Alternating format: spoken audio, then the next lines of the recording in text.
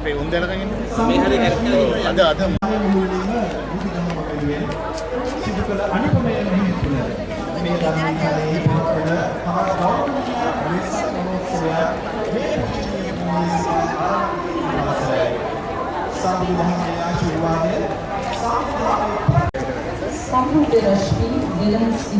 ඒ උතුම් වෙසක් පොහොදින නිමිත්තෙන් කඩවත ව්‍යාපාරිකයන්ගේ සංගමය මෙම මහර වෙසක් කලාපය තුළ අද දින මහා බද්දන්සල පටන් ගත්තා.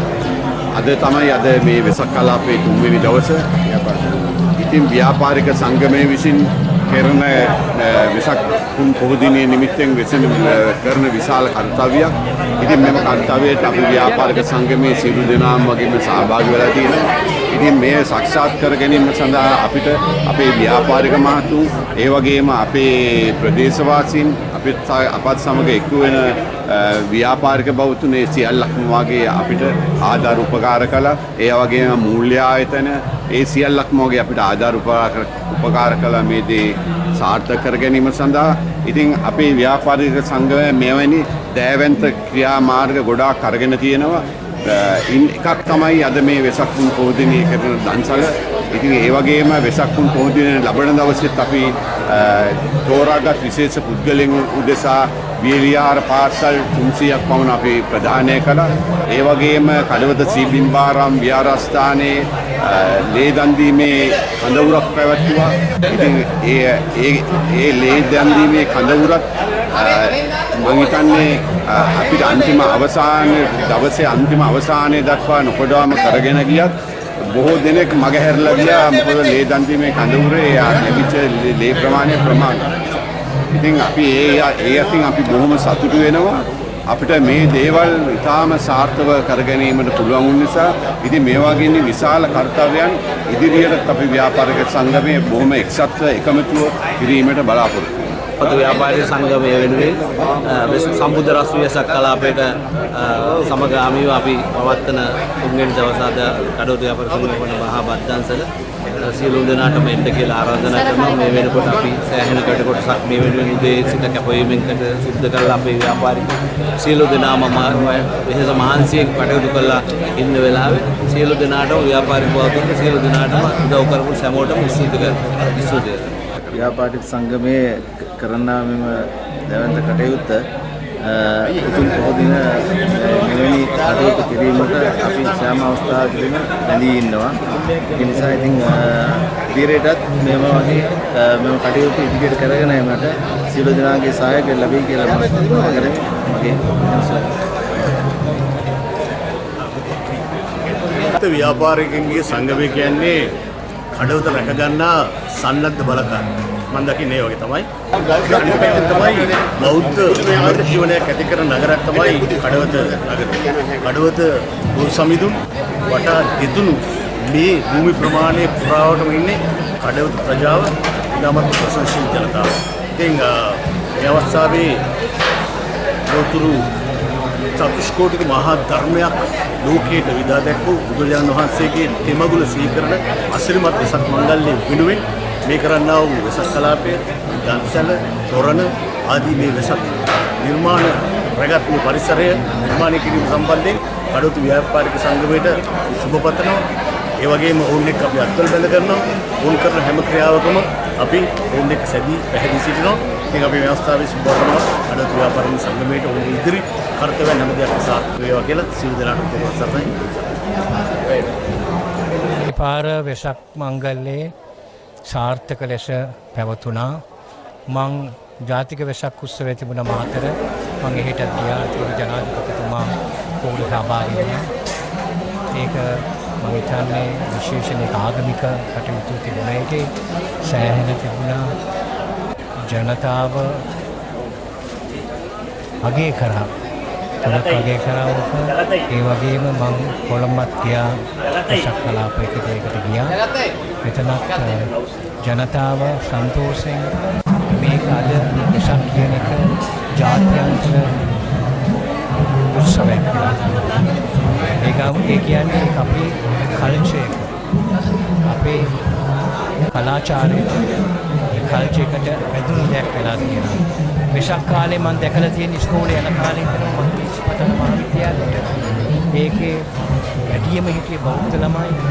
ඒක අපිට මේ වෙසක් කියන එක අපි හැමදෙනාම එකතු වෙලා සන්තෝෂයෙන් කිසිම ආගම් ભેදයක් නැතුව ජාති ભેදයක් නැතුව අපි මේක සමග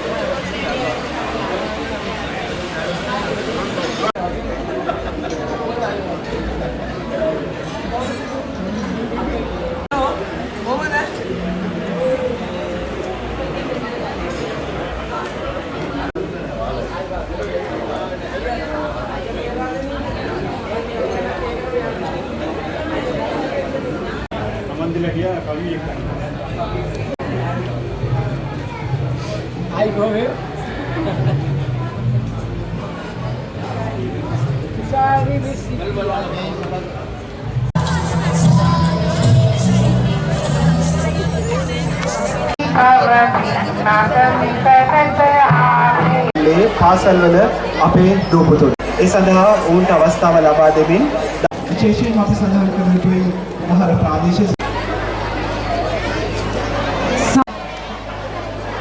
ආරාධනා දානම් වන්නේ